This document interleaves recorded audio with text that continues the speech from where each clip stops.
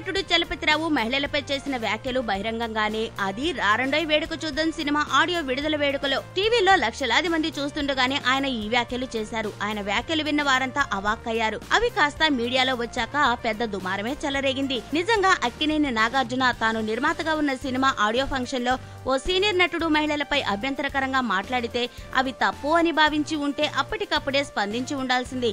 కానీ ఆయన అలా చేయలేదు. బహిరంగంగా చెప్పడానికి ఏదైనా ఇబ్బంది ఉంటే ఇప్పుడు చెప్పినట్లు ట్విట్టర్ ద్వారా ఆయన ఖండించి ఉండాల్సిందే.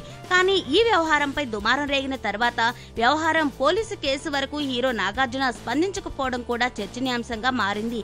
చలపతిరావు వ్యాఖ్యలపై స్పందించిన నాగార్జున తన వ్యక్తిగత జీవితంలోనూ తన సినిమాలోనూ మహిళల పట్ల గౌరవం ఉందంటూ ట్వీట్ చేశారు. మరోవైపు అసలు ఈ వివాదానికి కారణమైన అమ్మాయిలు మనశాంతికి హానికరం అన్న మాటలపైనే ప్రధానంగా పలువురు మేధావులు, ప్రముఖ రచయిత్రులు మరోవైపు అసలు ఈ వివాదానికి కారణమైన అమ్మాయిలు మనశాంతికి హానికరం అన్న మాటలపైనే ప్రధానంగా పలువురు మేధావులు, ప్రముఖ రచయిత్రులు, మహిళా సంఘాల నేతలు, ఇద్దరు పెద్దలు తీవ్ర అభ్యంతరాలు వ్యక్తం చేస్తున్నారు. మీడియా ఈ అంశాన్ని వదిలేసి ఉంటే నాగార్జున కూడా మౌనంగా ఉండిపోయేవారన్నమాట. ఇది వివాదాస్పదం కావడంతోనే ఆయన స్పందించారు.